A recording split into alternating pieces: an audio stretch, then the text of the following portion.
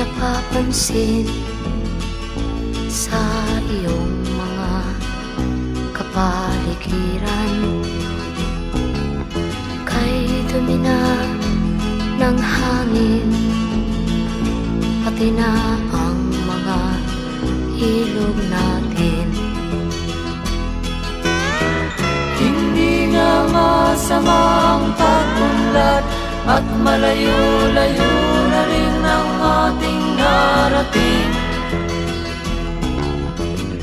Ngunit masdan mo ang tubig sa dagat, dati kulay asul, ngayon'y naging itim.